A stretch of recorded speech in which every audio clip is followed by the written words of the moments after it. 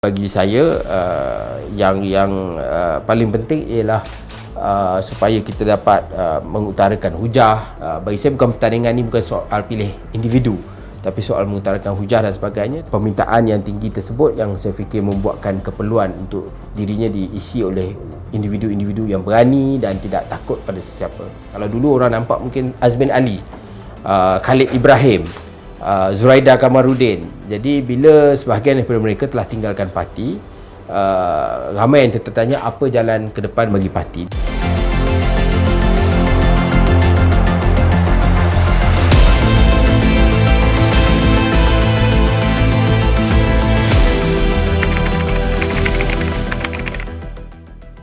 Saya fikir kita boleh mengatakan bahawa prestasi kita masih banyak yang boleh diperbaiki.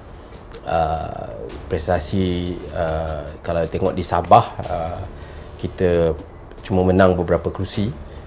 Kemudian di Melaka, kita tidak ada kerusi langsung dalam pilihan raya negeri. Begitu juga di Sarawak dan di Johor, kita pulang hanya dengan satu kerusi. Jadi sebagai sebuah parti yang sebelum ini memainkan peranan besar di dalam kerajaan persekutuan, kita juga pernah duduk di kerajaan negeri di Sabah, di Melaka dan di Johor. Tentulah ini bukan prestasi yang kita inginkan.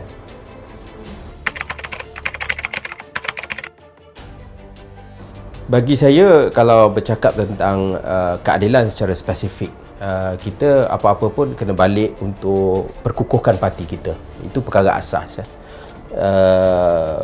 Jadi betul ya kalau kita tengok Pakatan Harapan terutamanya, tapi kalau kita juga gabung dengan misalnya Perikatan Nasional, Undi Bersatu dan PAS, kita boleh tengok keputusan dia gabungan itu lebih tinggi daripada yang diterima oleh UMNO ataupun Barisan Nasional.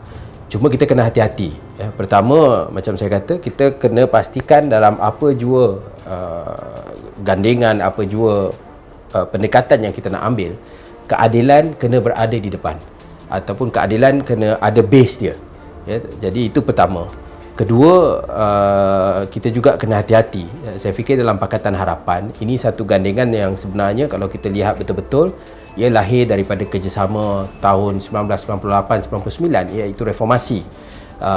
Sebahagian daripada pimpinan amanah yang ada pada hari ini berada di dalam PAS ketika itu, DAP, keadilan. Tetapi kalau kita ingin bercakap tentang parti-parti lain yang mana idealisme mereka jauh beza dengan kita, misalnya Parti Bersatu, kita takut ya, apa yang berlaku pada 2018 ya, bila kita mentadbir, kita dapat lihat perbezaan itu. Dan kedua ialah kita khawatir kalau ada sebarang kerjasama mutlak sebelum pilihan raya, pre-election coalition, maka penyokong-penyokong kita juga akan mungkin rasa tidak mahu keluar. Sebab dalam Bersatu juga ada Tan Sri Muhyiddin, malah ada Azmin Ali. Jadi sebab itu bagi saya, kalau kita memang betul dalam PRN Johor itu kita rangkum semua undi ni, memang nampak banyak. Tapi kalau betul kita contohnya sebelum pilihan raya kita pergi dengan Bersatu, adakah pengundi kita akan semuanya terima? Ini adalah persoalan-persoalan yang kita jawab, yang perlu dijawab. Dan saya fikir lebih mudah untuk kita bercakap soal kita perkukuhkan parti dan Pakatan Harapan selepas pilihan raya, itu cerita lain. Tapi sebelum pilihan raya, kita kena fokus kepada gandengan yang jelas dan mudah difahami oleh rakyat.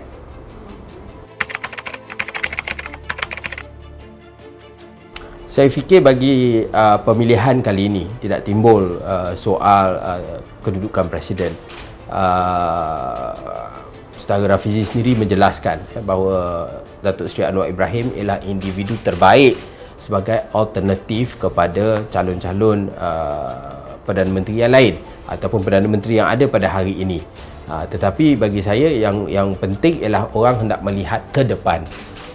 Dan mungkin kita sedikit terlupa ya, tetapi 10 tahun lepas dan sebagainya, keadilanlah parti yang antara ke depan di dalam menonjolkan anak-anak muda di dalam barisan kepimpinan tersebut.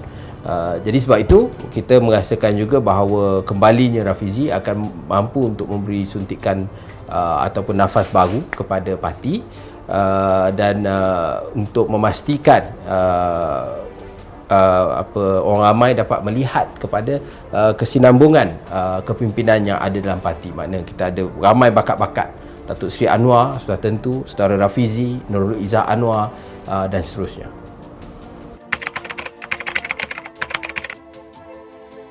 Parti Keadilan ni memang dia punya sosok ni kiri sedikit lah kan, tapi kalau disebut tentang soal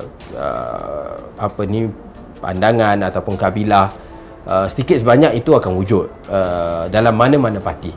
Cuma dalam Keadilan ni saya tahu dia sedikit terbuka dalam perkara ini. Yang bagi saya harapkan ialah bahawa apa-apa pertandingan dan sebagainya dibuat dalam suasana keluarga satu parti. Saya tidak fikir rakyat ada masa untuk melihat kita melalui episod-episod perpecahan seperti dahulu. Ya, dari segi sistem, kali ini akan dibuat ada pilihan offline ataupun online. Offline macam dahulu, pergi ke tempat mengundi, ada tablet atau laptop untuk anggota membuat pengundian. Tapi pada masa sama ada juga online yang mana boleh dibuat di atas telefon bimbit masing-masing. Bagi saya ini adalah jalan masa depan. Mungkin suatu hari pilihan raya pun akan berlangsung dalam keadaan tersebut. Tetapi lebih penting saya balik pada soal awal, iaitu ramai mahu melihat siapa next dalam Keadilan. Kalau dulu orang nampak mungkin Azmin Ali, Khalid Ibrahim, Zuraida Kamarudin. Jadi bila sebahagian daripada mereka telah tinggalkan parti, ramai yang tertanya apa jalan ke depan bagi parti, dan kita merasakan bahawa kembalinya Saudara Rafizi adalah satu perkara yang positif untuk memberi keyakinan kepada rakyat untuk memilih keadilan. Ya, bersedia. Naib Presiden dia ada 4 yang akan dipilih. Tapi daripada itu biasa memang banyak yang masuk lah. Jadi bagi saya yang paling penting ialah supaya kita dapat mengutarakan hujah. Bagi saya bukan pertandingan ni bukan soal pilih individu, tapi soal mengutarakan hujah dan sebagainya. Dan kalau dalam keadaan itu ia dapat dilaksanakan, saya yakin ia masih lagi sihat dan positif. Bagi saya, Saudara Rafizi ni dia lihat untuk memperbaiki parti mungkin dari segi rakyat, orang ramai inginkan satu suara yang sangat konsisten. Rakyat ingin suara yang berani, dan tak ramai yang dapat mencapai apa yang Saudara Rafizi ada sebutkan. Jadi sebab itu